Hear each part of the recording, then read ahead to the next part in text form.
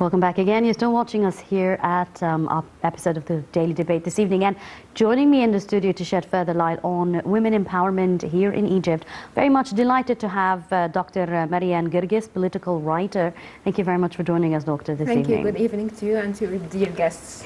So, I mean, this has been more than any other administration very much keen to empower women. We've seen a lot of efforts, a lot of gatherings, a lot of hard work in terms of community and institutions. So the fact that President Sisi's administration and President Sisi himself is always keen to mention the important role women plays in the Egyptian society, how do you see these efforts? Okay. First of all, let me congratulate all the Egyptians for refloating the vessel Giver Even and saving the global economy yesterday. For your question, let me tell you that I praise the Egyptian state for all the empowerment that it's giving to the women, and of course President Abdel Fattah Sisi is a great supporter to the women. And let me tell you that we are not working randomly or haphazardly, but we're working according to the vision of 2030, which states that we have to empower women by 2030 politically and socially also, and economically, and of course according to the Social Solidarity Ministry we have many programs that are protecting many or a slice from our society. Let me tell you also that we have to go back and remember the words of Mrs. Ansar Sisi when she was talking to the ESESCO organization, and she said many messages during her message or her talk to the ESESCO organization in the opening ceremony, and she said that we have in Egypt, we had the first woman in as an advisor to the President Abdel Fattah Sisi for the national security, Mrs. Faiza Abu Naga. And also she said that we have built many legislations, passing many legislation during the past years, saving or trying to help for the empowering women also.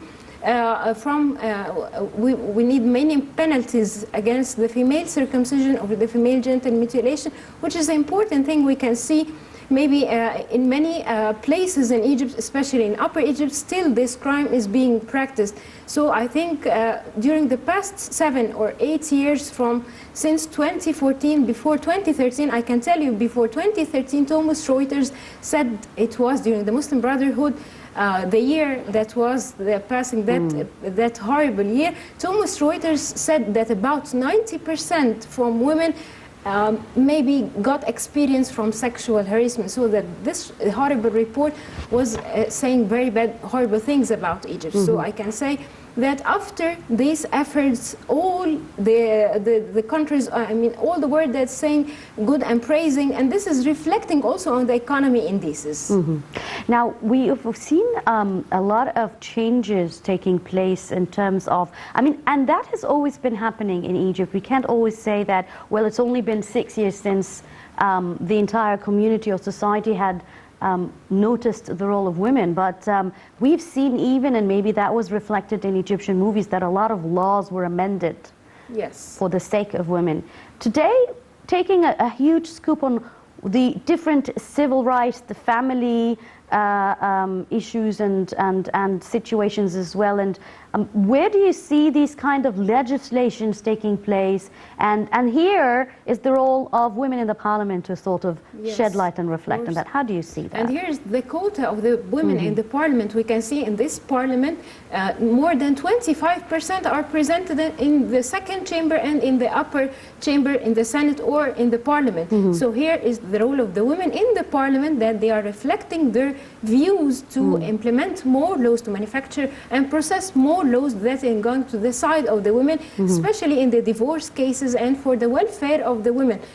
Also, let me tell you about the efforts done by the Egyptian government for the health of the women, which is a very important aspect that we have to talk about, that we cannot assume to have a positive individual working in the side of the government, working, doing benefit for the Egyptian country without having the health. We can talk about many initiatives, of course, many initiatives done by the Egyptian government, especially under the auspices of President Abdel Fattah Sisi, targeting many initiatives targeting the pregnant women, especially in the first 3 months of the pregnancy, which is an important stage or important period that some vitamins, many medical treatments should be taken in this period. Also, the initiative that was targeting diagnosis the breast cancer or the early diagnosis of the breast cancer, that was a very important initiative and was targeting about 50 million women.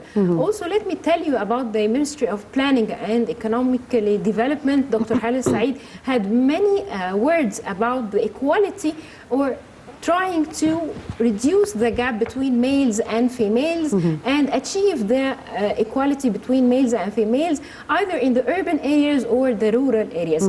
She said that if we achieve this gap and we achieve the equality between females and males in Egypt, we can increase the global income between 12 and 28 billion dollars.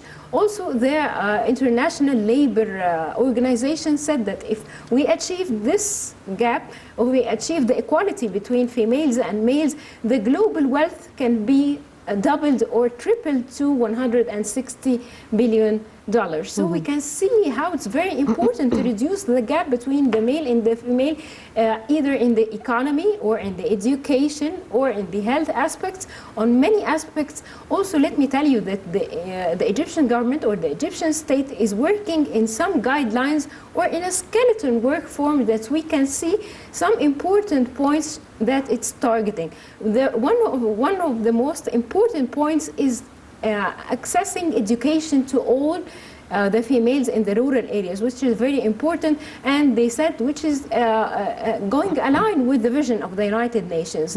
Also giving the access to the girls to STEM. STEM stands for science, technology, engineering, and mathematics.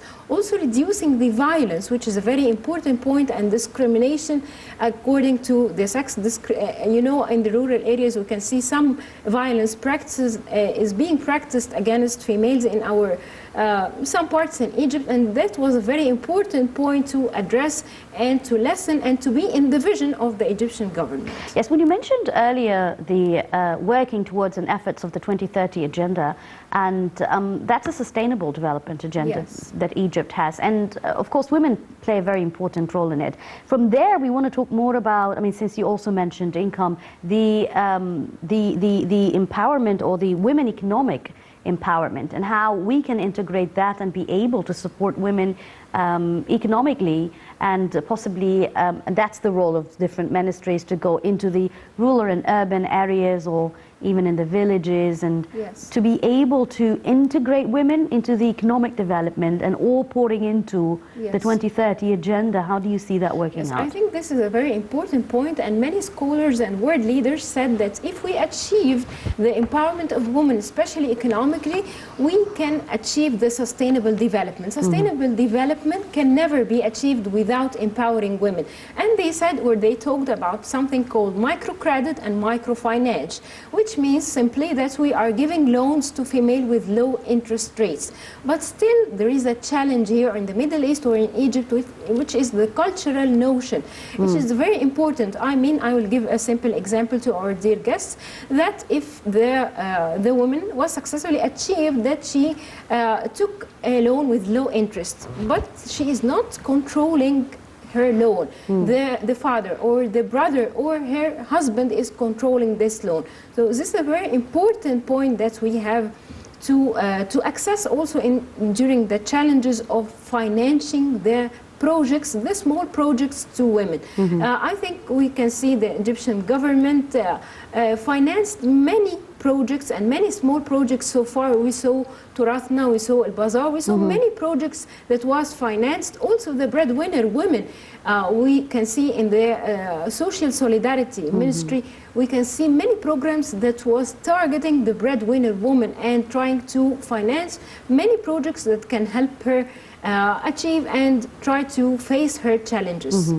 How do you see empowering women in general and the role of women that has been very vital in Egypt, especially since the 2011 and 2013 revolutions in Egypt? How does it sort of reflect the stability and security of the nation. Of course, this is an important point also, and President Abdel Fattah Sisi also always emphasized that the Egyptian woman is the core of the security, the core of the family, that he is always putting his hope in her. I can tell you also that many opinions so far said that after empowering women in Egypt, that was reflected on our indices economically.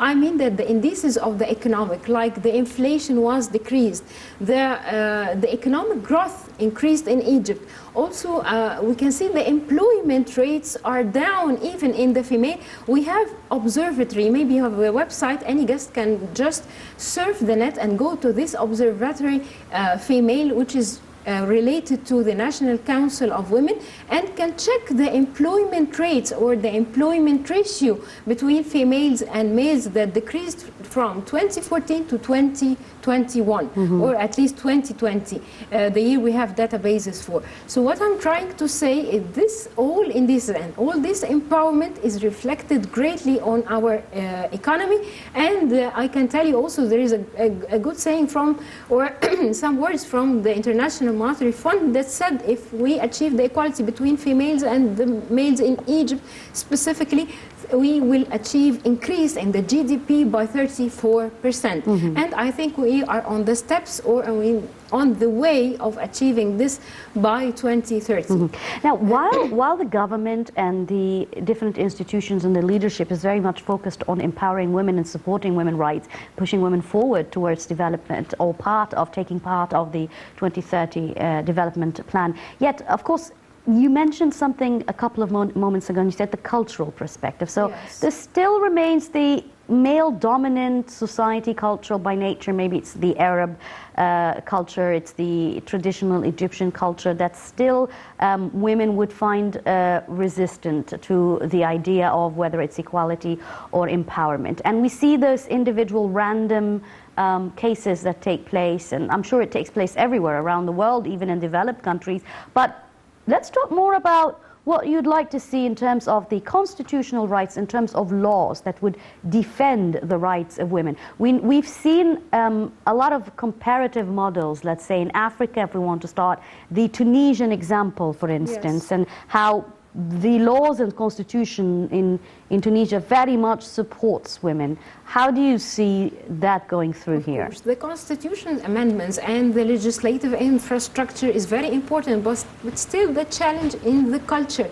Here is the challenge that we have to face by the talk of the non-governmental organizations and by the media, that will not be repaired or fixed by only the constitution amendments. Let me tell you another experience, adding to the experience you just mentioned, the Women Gov experience that was in Brazil and India, and they empowered women digitally, or I mean in means of internet. They gave access to women to the internet, to the data of the government, and there was a very coherent working between the public institutions, the local authorities, and the collectives, and the women and the government. Here we can see that many experiences worldwide achieved many success by empowering women, even with the digital skills. I will also add to you some examples, like in China, there was violence, but when the girls got access to the internet, and by a simple photo on the social media, they drew the attention to China, to the violence in China, by just getting access to the social media. Also in Iraq, the Iraqi women, through a multimedia campaign and the lobby, the lobby Kurdish there in Iraq, they drew also the attention and tried to outlaw the female circumcision or the female genital mutilation. I mean, pardon me for interrupting you there, but speaking of female circumcision, for instance, I don't believe we're still talking about this in 2021, but the fact is that it still does take place in rural areas, and we've seen that being discussed in the parliament. I think it was, I believe last week or so. And the quota of women that has increased, yes, in this session and in this season of the parliament, and we've seen so much reports being let out. How do you think that's going to be influential now when there's more percentage of women in parliament to be able to sort of, I'm not going to say pass legislation because it's already there, but make sure that it's implemented by civil society, because that's a different story. Of course. Let me compare the picture now in the parliament of 2021 and the parliament in 2012. I can tell you in the parliament in 2012 there were only 2 females members in this parliament, and they were in 2012. 2012, yes, and they were supporting the female circumcision. Can you imagine a female member in the parliament supporting the female circumcision? I think this was a catastrophe in all the sides. I mean, if you consider them aspects. females, but anyway, that's just a personal opinion. So in 2021, I think it's not about the quantity or the quota or the representation of women in the parliament as much as the mentality of our House representatives, the female House representatives. Yes, we have more younger women now taking leading positions, exactly. whether it's in the government as Executive. ministers, executives, and so forth. So do you see that the younger generation, they have a better chance to create a much more different future when it comes to their persistence and their determination to stand on firm ground equally, especially when we're talking about leading positions where, unlike the rest of the world, believe women can't make perfect leaders? Yes, of course. We can see in this parliament different ages. Maybe the smallest member, like 24, 25 years old, and we have Dr. Farida Shubashi. So we can see even in the opening, the opening time of the first time in the parliament, we saw how the both ages are getting together, and from this we can see that we have many visions, many mentalities. And it's the same cause at the end of the day, yes. regardless. So I think by this we are seeing the problem from different angles, and this will of course will affect and will be reflected in the processing of laws. Let me tell you also that they said, and many scholars said this, that without women or from empowering women we can achieve or we can save the quality and the quantity of human resources, which we all know that it's getting decreased worldwide. So women empowerment has many benefits, has many advantages over all aspects. Are there any limits for women earning certain job tasks or being able to implement them? Because usually, I mean, let's say in a male-dominant society, I mean, and they're not really wrong about that, but they believe that women are very sentimental, they're very emotional, you know, they're very hormonal when it comes to certain issues. So that would sort of distract them from taking proper decisions, serious decisions, decisions that, you know, would cause the mass to be reflected upon. Is that really true? This is not fair at all for women. This is a vision, unfair vision, we can say. I mean, men get their tantrums, by the way, but they don't admit it as well. So. Yes, of course. So I think this is unfair, and this is not logic at all, because we can see over worldwide, we can see many examples. Even in Egypt, we have more than 7 or 8 ministers. We have Dr. Ghadawali in the UN. Yes. So I think this is not fair to say this about women. Also, I can tell you that Egypt is working with the United States Agency for International Development and also with the UN, which also follow up the problems and follow up the development more and more empowering women. The president is always keen on also having women participate in the public life here in Egypt, and we've seen several occasions, many opportunities to promote entrepreneurships among women, particularly the young ones, as I've mentioned earlier. How will having more women, especially the younger generation, participate in the public life really make that balance in the society? Yes, not only in the public life, but also in the labor force. Many organizations, many worldwide organizations said that participation of the women in the labor force has many advantages and many positive feedback. We've seen women, they drive economy. trucks now, they drive airplanes, they drive boats. And in the judges, we have judges. 66 judges. Yeah. Let me tell you also that the financial authority in Egypt forced many companies in the stock markets to involve women in the board of the directors. They never were. Yes, they never were. Exactly. Also, the women. That's very discriminating, isn't it? Yes, of course. But sharing in the board of the directors in such an important authority like the financial authority in Egypt is very important important decision, and they oblige the companies that are in the stock market to put or to represent women in the board of directors. You're a writer, so I believe that I'm sure you do a lot of readings and a lot of comparisons and a lot of focus and analysis on different perspectives worldwide. When it comes to women as well, how fair is the competition between a male and a female over a certain position at work? You know, it is a bit very odd, because when women work together, we understand the kind of competition, male again, but when there is sort of competition between men and women, you always see this discrimination process taking place. It's because you're a woman, and that's not really it, basically. It's because she does the job as equally or better than he would do. Yes, this is the problem of a male-dominant society, which we are trying to change through the governmental, through the amendments, and through the non-governmental organization. I would like to tell you also, and tell our dear guests, that there was a report from the World Bank that measured many criteria in 91 economies worldwide and compared and gave ranks to many countries, including Egypt, of course. Among these criteria, there was about 3 or 4 criteria that Egypt was ranked very high. One of them is the decisions or the factors that affecting the decisions of the women to go or to share in the labor force, and the decisions to keep her in the labor force. Also, the motility and the restrictions of the women during the going to work and getting back from work, or the challenges that they might face during the street, during going and getting back from work. Also, getting their salary and the equality of the salary, which is an important point. We cannot find equal salaries between the woman or the female and the male in the same organization, which was one of the criteria that the World Bank assessed. Does that really happen? Yes, of course. We can see in the same organization. But not in every place, I believe, because some women get paid much more better than men.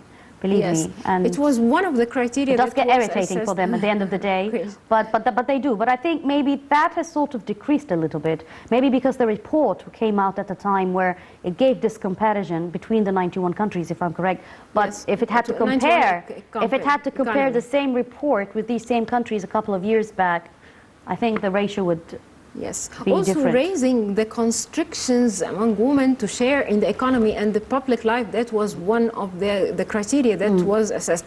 Also, let me tell you about 3 indices, very important indices that UN or the United Nations are using to measure the gap, decreasing the gap between females and males, and there is some goal set by the United Nations to the year 2050 that we are going to achieve the full equality between women and males, or between males and females, which is the gender empowerment measure, which is a very important index. Also, there is the gender parity index. We have also the gender-related development index, and this index is very important. That's trying to measure between the development-related or the development achieved in the economy and in the society between the female and the male. Now, what you said sounds very interesting, but then let's also speak more about the labor force for women here, because that needs a little bit more of attention. We've seen a lot of women being jailed, for instance, because they have paychecks, for instance. Yes. And I really can't find the translation of the terminology in English, but you're pretty much aware of what I'm trying. Yes, I think the index. The females index. The index. Yes. So, and that has been an ongoing issue for years, and that has caused devastation to the families that are 100% reliable on women and moms at home. Yes. So what can be done to be able to reduce that? Because part of it is discrimination, part of it is taking advantage of in a male-dominant society. You wouldn't find males that would be jailed for the same crime, if they call it a crime, versus women. So what do you think should be done as part of that, and what do you suggest the Parliament should discuss concerning that kind of right for women? Yes, I think already President Abdel Fattah al-Sisi took the first step to get them all out of jail, especially the females in that. And every event we see many getting out of the jail and raising the awareness. Raising the awareness is a very important point, because especially the breadwinner woman, when she is in a problem or when she needs money, she just signs the check and the next step she is in jail. So raising the awareness is the next step that can preserve the efforts done by President Abdel Fattah al-Sisi by getting many of the people in that from the jail. We'll be still talking more about women and empowering women, but let's take this short break and we'll be right back.